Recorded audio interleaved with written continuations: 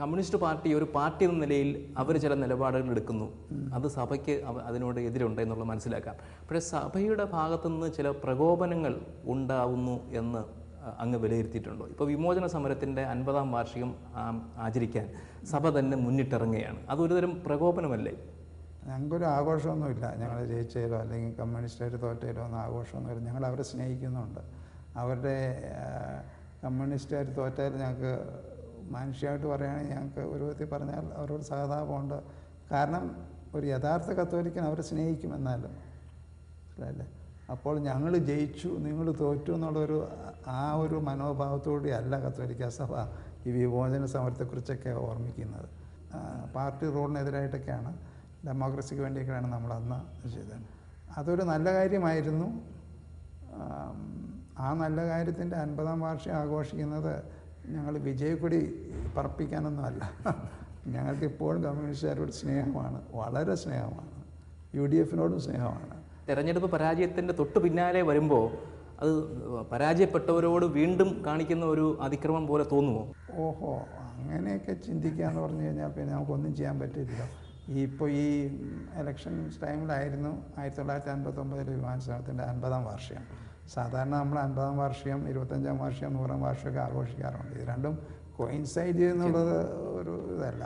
അതിപ്പോൾ ഇലക്ഷൻ ഇല്ലായിരുന്നെങ്കിലും ഒരു ആചരണം ഉണ്ടാകും. പിതാവ് ഇപ്പോൾ ഈ കമ്മ്യൂണിസത്തെയും അതുപോലെ തന്നെ കമ്മ്യൂണിസ്റ്റ് വിരുദ്ധ ചിന്താഗതിയൊക്കെ വളരെ സമതുലിതമായിട്ടാണ് ഇപ്പോൾ പറഞ്ഞത്. പക്ഷേ സഭയിൽ തന്നെ കുറച്ചാളുകൾ അന്ധമായ കമ്മ്യൂണിസ്റ്റ് വിരോധം കൊണ്ട് രാഷ്ട്രീയ പ്രവർത്തനത്തിന് ഇറങ്ങുന്നത് പോലെ തോന്നുന്നുണ്ട്. ഇപ്പോൾ കഴിഞ്ഞ ദിവസം പിണറായി വിജയൻ തന്നെ പറഞ്ഞു സഭാധ്യക്ഷന്മാരൊന്നും അങ്ങനെ നേരിട്ട് ഇറങ്ങാൻ പാടില്ലായിരുന്നു. അതിനെക്കുറിച്ച് എന്താ പറയുക? അത് എനിക്ക് തോന്നുന്നു ശ്രീ പിണറായി വിജയൻ പറയുന്നത് കക്ഷി രാഷ്ട്രീയത്തെക്കുറിച്ചാണെന്നാണ് എനിക്ക് തോന്നുന്നത്. കക്ഷി രാഷ്ട്രീയത്തിൽ സഭ ഇറങ്ങുന്നില്ല, മനസ്സിലായില്ലേ. പക്ഷേ രാഷ്ട്രീയത്തിൽ സഭ ഇറങ്ങും. രാഷ്ട്രീയം എന്താണെന്ന് പിണറായി വിജയനും അറിയാം, നമുക്ക് എല്ലാവർക്കും അറിയാം. നല്ല രാഷ്ട്രീയം വേണമെന്നുള്ളത് എല്ലാ നല്ല മനുഷ്യരുടെ ആഗ്രഹമാണ്. ഇതിൽ സഭ ഇടാൻ പാടില്ല എന്ന് പറഞ്ഞാൽ പിന്നെ അതിനെന്താ അർത്ഥം? അല്ല, സഭയ്ക്ക് അക്കാര്യത്തിൽ നിലപാടുകൾ എടുക്കുന്നത് തീർച്ചയായിട്ടും അതാണ് സഭ ഇടപെടുന്നത്. അത്ര ഇടപെടുന്നുള്ളൂ. അല്ലാതെ കമ്മ്യൂണിസ്റ്റുകാർക്ക് എതിരായിട്ടുള്ള ഒരു പാർട്ടിക്ക് എതിരായിട്ടല്ല. ഇല്ല, സഭ ഇടപെടുന്നതെന്ന് പറഞ്ഞാൽ സഭാ സമൂഹം ഒട്ടാകെ ഒരു നിലപാടെടുക്കുന്നതിനപ്പുറം സഭയിലെ മേലധ്യക്ഷന്മാരോ അല്ലെങ്കിൽ വൈദികരോ പ്രത്യക്ഷമായിട്ട് തന്നെ രാഷ്ട്രീയ നിലപാടുകൾ എടുത്ത് രംഗത്തിറങ്ങുന്നുണ്ടോ? രാഷ്ട്രീയ രംഗത്ത് ആരും ഇറങ്ങുന്നതായിട്ട് എനിക്ക് അറിഞ്ഞുകൂടാ. അവർക്ക് പേഴ്സണലായിട്ടുള്ള രാഷ്ട്രീയം ഉണ്ടാകുമായിരിക്കും ഒരു വ്യക്തി എന്നുള്ള നിലയ്ക്ക്. പക്ഷെ ഒരു സഭാ നേതാവ്, ഒരു മതത്തിൻ്റെ ഒരു നേതാവ് എന്നുള്ള നിലയ്ക്ക് ആരും കമ്മ്യൂണിസ്റ്റുകാർക്ക് വോട്ട് ചെയ്യണമെന്നോ അല്ലെങ്കിൽ UDFന് വോട്ട് ചെയ്യണമെന്നോ പറഞ്ഞതായിട്ട് എനിക്ക് പബ്ലിക്കായിട്ട് പറഞ്ഞതായിട്ട് എനിക്ക് അറിവില്ല. അങ്ങനെ ചെയ്യുന്നത് തെറ്റാണെന്നാണ് എൻ്റെ അഭിപ്രായം. ഈ വോട്ട് രാഷ്ട്രീയത്തിൽ മതത്തെ ഉപയോഗിച്ച് തെറ്റായ വിധത്തിൽ അത് ഒരു കക്ഷി രാഷ്ട്രീയമാക്കുന്നതാണ് തെറ്റാണെന്ന് പിണറായി വിജയൻ പറയുന്നത് ശരിയാണ്.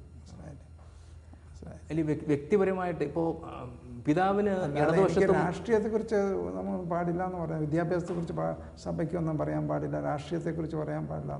അവരൊന്ന് കക്ഷി രാഷ്ട്രീയത്തെക്കുറിച്ചാണ്, ഇന്ന പാർട്ടിക്ക് വോട്ട് ചെയ്യണമെന്ന് പറയുന്നത്. അങ്ങനെ ഏതെങ്കിലും മെത്രാന്മാർ ചെയ്യുന്നുണ്ടെങ്കിൽ ഞാൻ അതിനോട് യോജിക്കുന്നില്ല. ഇപ്പോൾ ഇടതുപക്ഷത്തും പിതാവിന് പല സുഹൃത്തുക്കളും ഉണ്ട് എന്നാണ് ഞാൻ മനസ്സിലാക്കുന്നത്. പക്ഷേ ആത്മകഥയിലും ഇടയലേഖനത്തിലും ഒക്കെ ഇപ്പോൾ അടുത്ത കാലത്തായിട്ട് കമ്മ്യൂണിസ്റ്റ് വിരുദ്ധതയാണ് കാണുന്നത്. ഞാൻ വിരുദ്ധതയൊന്നുമില്ല. എനിക്ക് അവരോട് എല്ലാവരോടും ഇപ്പോഴും വലിയ സ്നേഹമാണ്. അത് എൻ്റെ പുണ്യമെന്ന് ഞാൻ പറയുന്നില്ല. കത്തോലിക്ക സഭ യേശുക്രിസ്തു പഠിപ്പിച്ചത് നിങ്ങളുടെ ശത്രുക്കളെയും സ്നേഹിച്ച് അവർക്ക് വേണ്ടി പ്രാർത്ഥിക്കണമെന്നാണ്. ഞാൻ ആത്മാർത്ഥമായിട്ട് അത് ഫോളോ ചെയ്യുന്ന ഒരു കത്തോലിക്കനാണ്. പക്ഷേ ചില കത്തോലിക്കന്മാരുണ്ടാകാം വാശിയും ദേഷ്യവും ഇപ്പോഴും കമ്മ്യൂണിസ്റ്റുകാരെ ഹെയ്റ്റ് ചെയ്യുന്നവരൊക്കെ ഉണ്ടാകാം. ഞങ്ങൾക്ക് ആ ഹെയ്റ്റ് ഇടുന്ന വാക്ക് ഞങ്ങൾക്കില്ല.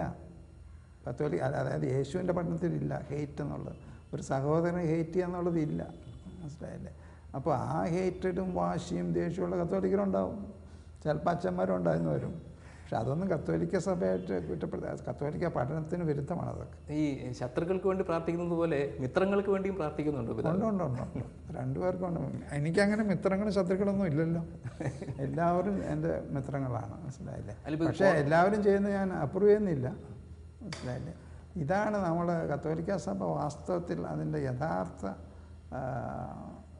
മുഖം കാണിക്കേണ്ട സ്നേഹത്തിലാണ്.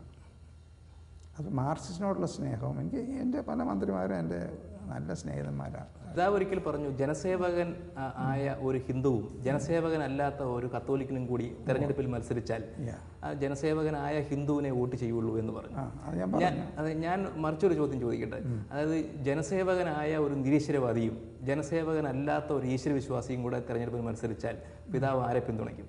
ഞാനിപ്പോൾ ഈശ്വരവിശ്വാസിയാണോ അല്ലെന്നല്ല ആദ്യമായിട്ട് നോക്കുന്നത്. ജനങ്ങൾക്ക് ആത്മാർത്ഥമായിട്ട് സേവനം ചെയ്യുന്ന വ്യക്തിയോ പാർട്ടിയോ ഉണ്ടെങ്കിൽ അവർക്കായിരിക്കും ഞാൻ വോട്ട് ചെയ്യുന്നത്. ഞാൻ മതമൊന്നും നോക്കില്ല, മനസ്സിലായില്ല. അല്ലാതെ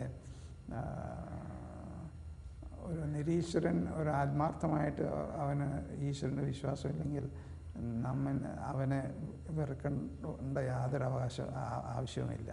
സഭയിൽ പ്രവർത്തിക്കുന്ന ആളുകൾ തന്നെ ധാർമ്മിക മൂല്യങ്ങൾ കൂടുതലുള്ളവരെ ഉയർത്തിക്കൊണ്ട് വരണം എന്നാണ് അതിൻ്റെ സന്ദേശം. തീർച്ചയായിട്ടും എല്ലാവരും, ഞാൻ പറയുന്നത് സഭയല്ല, ഹിന്ദുക്കളും മുസ്ലിംസും ഒക്കെ എല്ലാവരും അവരുടെ മതം പഠിപ്പിക്കുന്നതനുസരിച്ചുള്ള നല്ല ധാർമ്മികത അതിന് അടുത്ത് വളരണമെന്നാണ് എൻ്റെ ആഗ്രഹം. കത്തോലിക്കർ മാത്രമല്ല. കമ്മ്യൂണിസ്റ്റ് പാർട്ടിയിലുള്ള ചില സുഹൃത്തുക്കളെ കുറിച്ച് ഞാൻ ചോദിച്ചിരുന്നു. അപ്പോൾ ഇടയ്ക്ക് MA ബേബിയുമായിട്ട് പിതാവ് വലിയ അടുപ്പമാണ്, ഇവിടെ ഇടയ്ക്ക് സന്ദർശനം നടത്തുന്നു, അത് കഴിഞ്ഞിട്ട് അതിൽ നിന്ന് കുതറി മാറാനുള്ള ഒരു ശ്രമം പിതാവ് നടത്തിയെന്നല്ല അവർ നടത്തി എന്നൊക്കെ കേട്ടിരുന്നു. അങ്ങനെ വല്ലതും ഉണ്ടായിട്ടുണ്ട്? ഞാൻ പറഞ്ഞതുപോലെ MA ബേബി ഇപ്പോഴും എൻ്റെ ഒരു സുഹൃത്താണ്, മനസ്സിലായി. പക്ഷേ അദ്ദേഹത്തിൻ്റെ വിദ്യാഭ്യാസ പോളിസി കത്തോലിക് സഭയെ വളരെ ദ്രോഹം ചെയ്തിട്ടുണ്ട്, ഇപ്പോൾ ചെയ്തുകൊണ്ടും ഇരിപ്പുണ്ട്. എന്നുകൊണ്ട് അദ്ദേഹത്തിനോടുള്ള സ്നേഹം കുറഞ്ഞിട്ടില്ല, മനസ്സിലായില്ലേ. ഇപ്പോൾ ഈ തെരഞ്ഞെടുപ്പിലെ പരാജയം ഒരു തിരുത്തൽ പ്രക്രിയയ്ക്ക് തുടക്കം കുറിക്കും എന്ന് തോന്നുന്നുണ്ടോ? അവർ സ്വയം തിരുത്തുമെന്ന് തോന്നുന്നുണ്ടോ? തിരുത്തുമായിരിക്കും. വിദ്യാഭ്യാസ നയത്തിൽ തിരുത്തുമെന്ന് എനിക്ക് പറയാൻ അറിഞ്ഞുകൂടാ. അത് ഞാൻ മനസ്സിലാക്കുന്നത് അതൊരു പാർട്ടിയുടെ നയമാണ്. കത്തോലിക്ക സഭയുടെ വിദ്യാഭ്യാസ നയത്തെ എതിർക്കുക എന്നുള്ളത് പാർട്ടി നയമായിട്ടാണ് ഞാൻ മനസ്സിലാക്കിയത്. അല്ലാണ്ട് MA ബേബിയുടെ മാത്രമായിട്ടുള്ളതാണെന്ന് ഞാൻ മനസ്സിലാക്കിയിട്ടില്ല. പക്ഷെ അദ്ദേഹത്തിൻ്റെ ആയിരിക്കാം, എനിക്ക് അറിഞ്ഞുകൂടാ. BJPയിലും ഞാൻ മുരളിമാരെയും ജോഷിയുടെ വീട്ടിൽ പോയി കാപ്പിയെ കുടിച്ചിട്ടുണ്ട്. RSS നേതാവൊക്കെ ആയിരുന്ന കാലം.